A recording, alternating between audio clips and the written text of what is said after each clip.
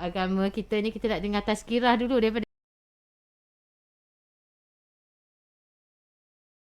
Datuk di hari Jumaat ni, santapan minda kita. Silakan. Bismillahirrahmanirrahim. Assalamualaikum warahmatullahi wabarakatuh. Alhamdulillah. Wabihi nasta'in. Wassalatu wassalamu ala rasulil amin wa ala alihi wa sahbihi ajma'in, amma ba'. Terima kasih kepada DJ Kak Siti dan kepada yang ikut serta dengan kita ni, tetamu kita, tetamu bagi bicara ilmu setiap minggu. Ya. Sebelum-sebelum ni saya kalau duduk di konti saya tak ada tetamu. Tapi ni kali lepas PKP ni tetamu ada kan. Jadi terima kasih kepada Kak Su kerana menjadi kita punya tetamu setia kita saban minggu kan. Mudah-mudahan semua yang ada di konti dan warga kerja Melaka FM diberikan kesihatan, diberikan rahmat oleh Allah Subhanahu Wa Taala. Sebab kita bagi tadi waktu masuk kita dengar ada rakan konti kita yang baru lepas di kuarantin kan. Jadi mudah-mudahan kita mendoakan mereka ni dalam keadaan sukses lah, sihat selalu, kerana mereka ni suara-suara mereka ni amat diperlukan di dalam masyarakat kan. Walaupun mereka tidak turun ke lapangan, tetapi suara mereka ni amat diperlukan. Tanpa suara mereka ni maknanya berita tidak boleh sampai kepada akar umbi, ataupun maklumat tidak boleh sampai kepada matlamat yang tuju dia, matlamat akhir dia.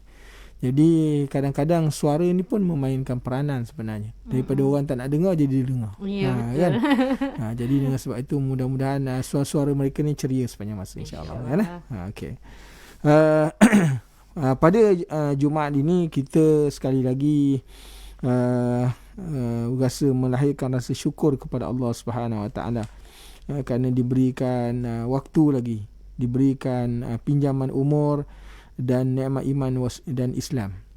Mudah-mudahan dengan segala nikmat yang diberikan kepada kita ni, kita menjadi orang yang bersyukur kepada Allah Ta'ala, bersesuaian dengan firman Allah Ta'ala, la in syakartum la azidannakum wa la in kafartum inna azabi lasyadid.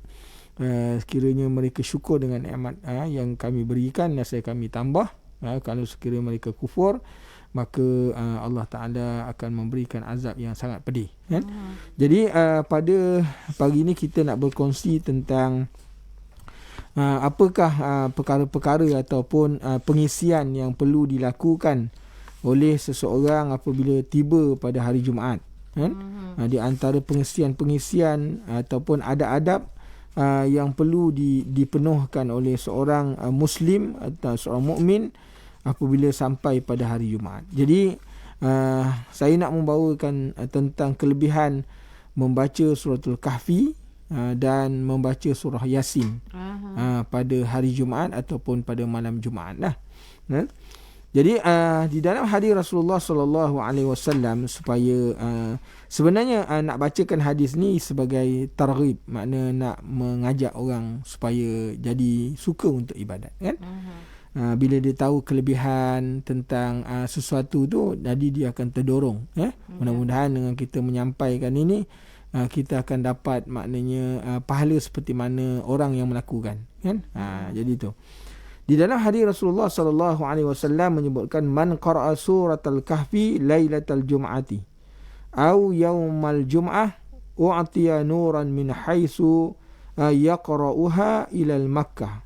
Itu yang pertama, kelebihan orang yang membaca suratul Kahfi ni. Surah Kahfi ni dia juzuk yang ke-15 masuk juzuk 16. Dia ada 110 ayat kan? Ada 110 ayat. Kalau kita baca dalam keadaan yang biasa, kita akan mengambil masa lebih kurang dalam 35 minit atau kalau laju sikit kita akan habis dalam masa 20 minit atau 25 minit lah. Itu bagi orang yang lancar baca kan.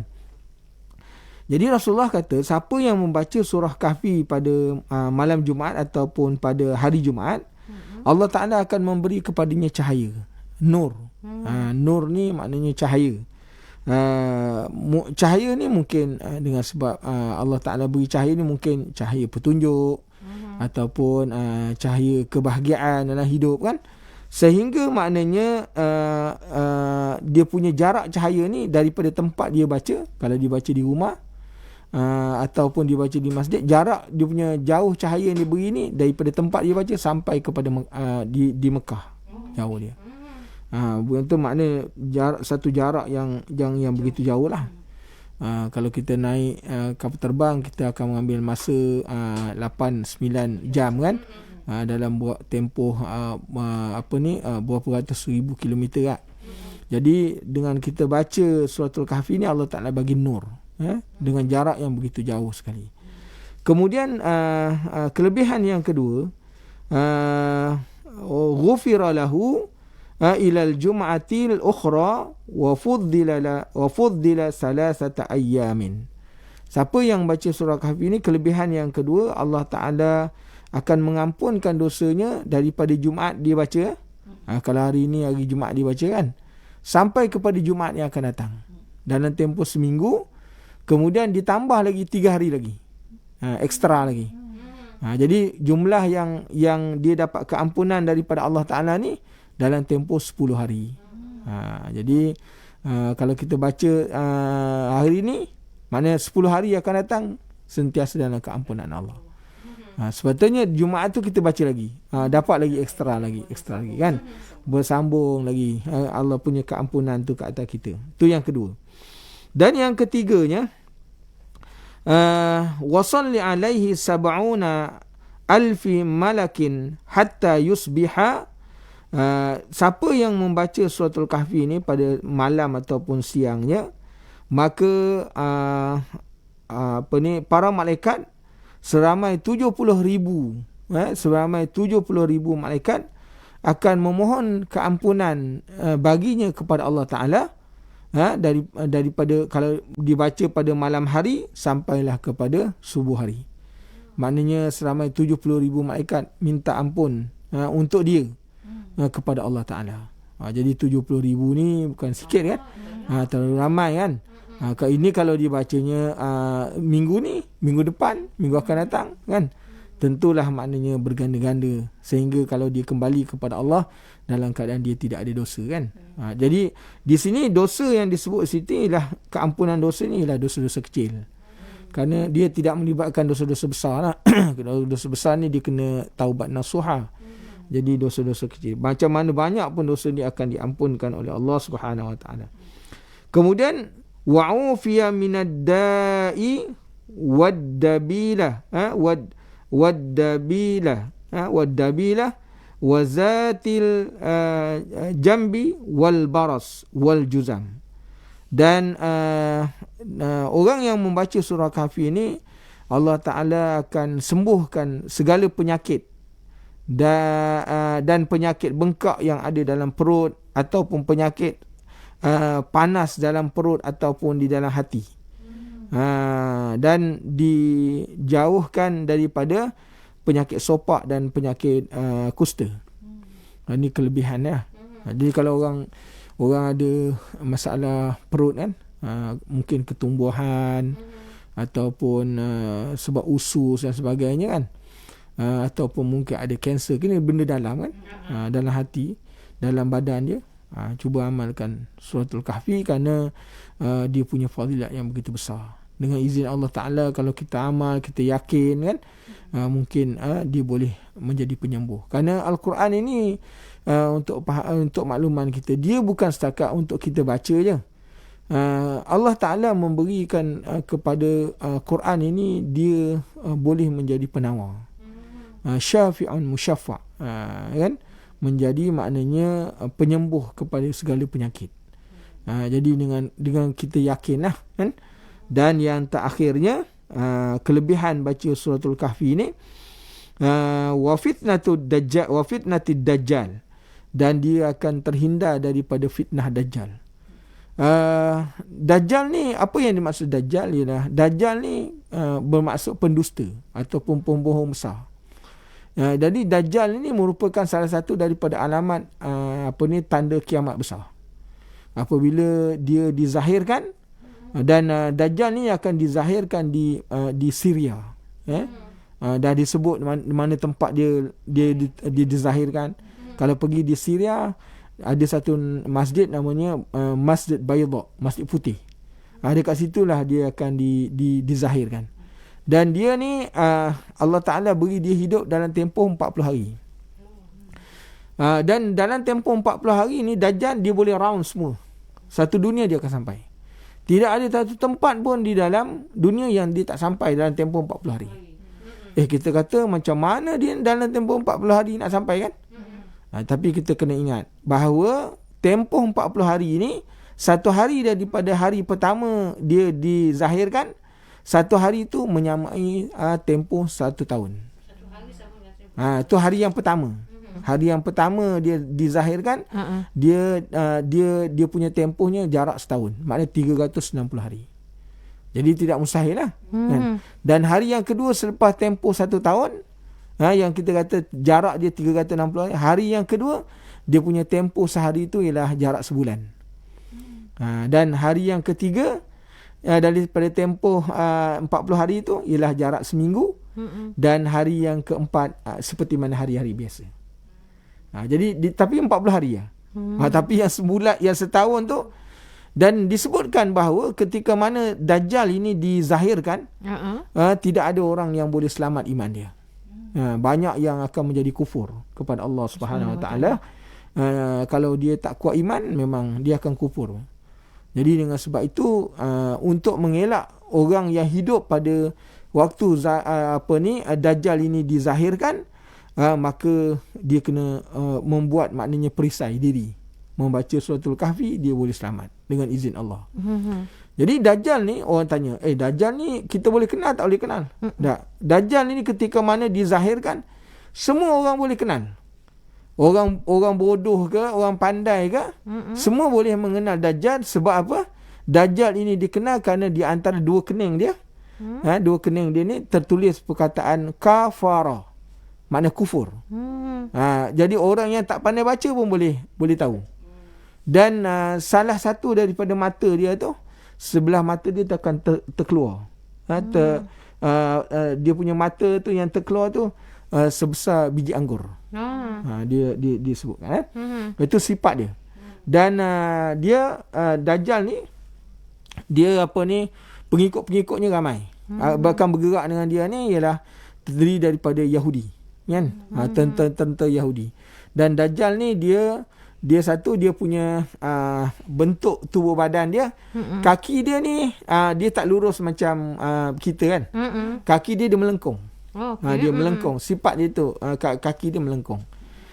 Dan kalau dia melalui satu tempat, maka tidak ada yang boleh selamat, melainkan kufur mereka. Sebab tu orang yang hidup pada waktu Dajjal ni, kalau dia keluar nak jumpa Dajjal, maka imannya akan rosak. Dengan sebab itu diingatkan bila ketika mana Dajjal ni dizahirkan, hendaklah diingatkan bahawa hendaklah mereka ni menutup rumah-rumah mereka, supaya jangan keluar. Kalau keluar tak selamat. Jadi itu dia akan sampai mana-mana pun. Termasuklah Bukit Nibong ke, Tiang Dua ke,